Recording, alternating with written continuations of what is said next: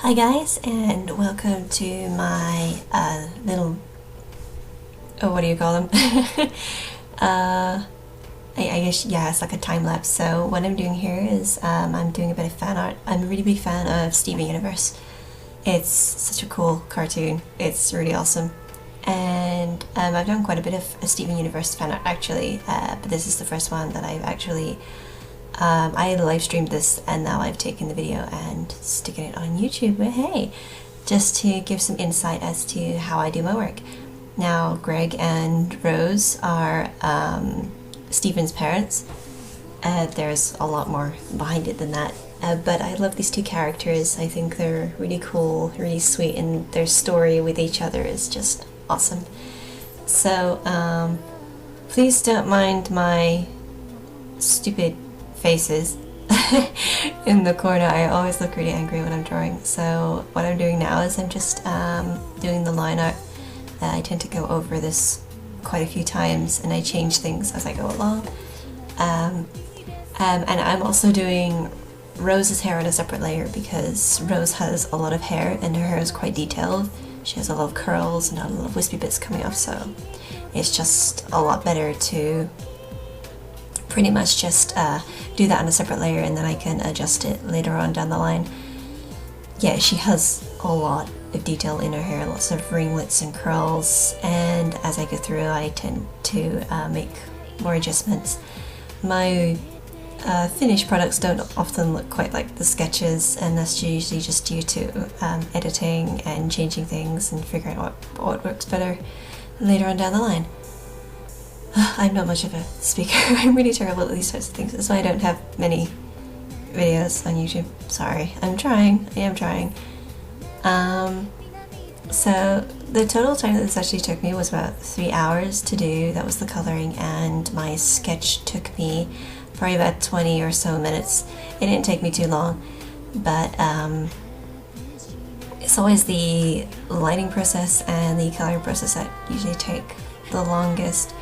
But this was actually kind of quick for me that day. I guess it's because I was actually focusing and not semi-procrastinating by doing other things at the same time.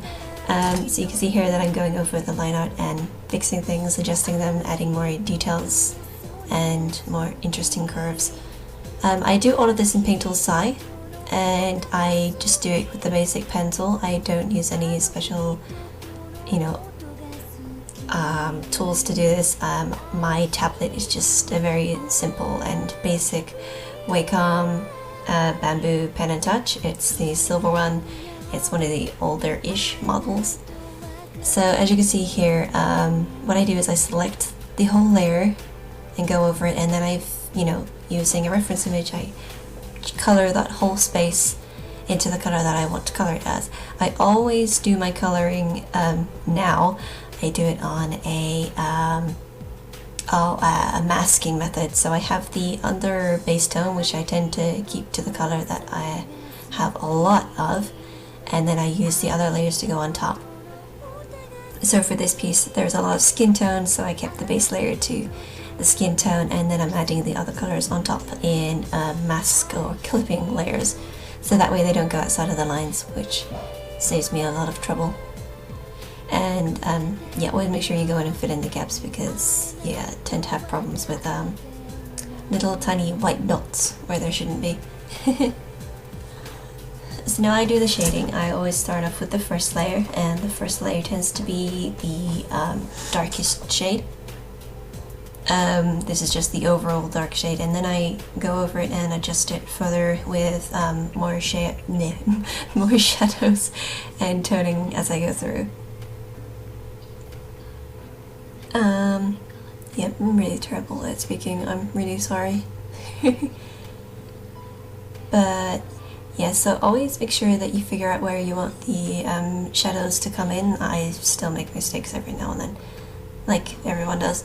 But just make sure you have a basic idea as to how you want the shadows to come in, and remember that all of the objects that you're drawing, unless you're purposely doing them 2D, are 3D. So you have to make sure that when you're shading and coloring, that the shadows represent that they are a 3D image. So like cylinders do curvature on the shadowing depending on which perspective that you're looking at it from. And here we start colouring in the skin tones.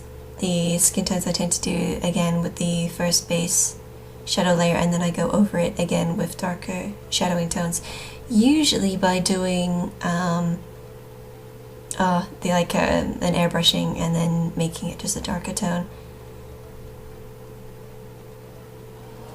It's okay if you make a mistake, I mean, don't worry about it, just keep going. You're bound to make many mistakes as you go along.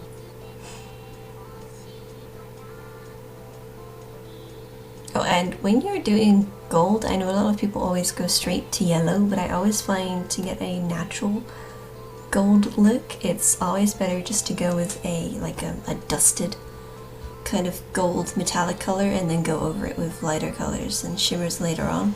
It usually has for a better outcome. Everyone's different, but that's just my preference. Lots of blurring. Shiny lips. I have a serious grumpy face when I'm drawing. I'm really sorry for all the people in the live stream that I terrified with my angry draw face.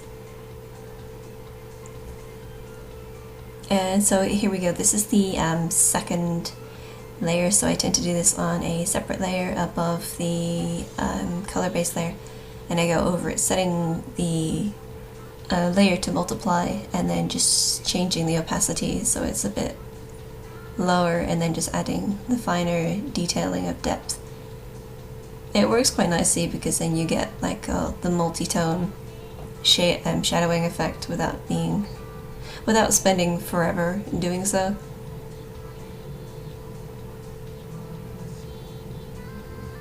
And here's me just adjusting line work and going over it again and again and again. This is how I did the highlighting for this. I went over it with a tone. I will set the tone, they set the layer to, I think I set it to overlay, and I'm just erasing all of the little bits and saturating the lines and stuff. That I always like colored lines and black lines. They bother me. They never used to, but as I progressed in my artwork, black lines have started to really bother me, so I tend to keep them to like a brown or a purple or a blue, something like that, just to give the overall piece a bit more depth. So here we start adding the light from Rose's gem on her stomach. You could just see peeking through, and of course her gem glows a whitish pink, because it's a rose quartz, and rose quartz are a pinky tone. Hence why her hair is very, very pink. Yeah, sorry about the switching backwards and forth. I couldn't actually get my Procaster to work correctly, so I couldn't bring up the chat box, so that's kind of why I keep having to flick backwards and forwards. Here's me drawing lots of little stars. They're so tiny. Yeah, it's cool if you have to like adjust the layer. The reason why I'm adding the stars is to accentuate the look of the love heart formation that I've got the characters in. So if you look carefully, you can see how their body, how their hair, and the way the arms are kind of forms like a love heart shape. So now that I'm done with the overall coloring, what I'm doing is I'm taking it into Photoshop and I'm going to do some final adjustments just by changing some of the layer depths, adding blurs and stuff like that. These are just the final touches. I don't do much work in Photoshop itself because I find it too fiddly to work with.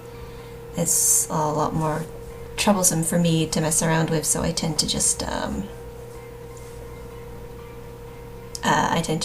edit in Photoshop and draw in Paint Tool. I don't know, I just find it's easier for me. You can see me trying to do like a lot of adjustments here, but the funny thing is that I don't even use most of them. I tend to just use like one or two. So the wavy layer there is an image piece that I did in black ink. That's a program that you can download through Steam. It's readily available, so you can download it at any time, but you have to pay for it. It's a lot of fun to use, but you can create some really cool effects and like special, I guess like accessories for your artwork. And this is the final piece. So thank you all for watching. If you want any more information, you can get in touch with me through the websites. And I'll hopefully get some more videos out to you soon. Thank you very much, and I'll see you later. Bye!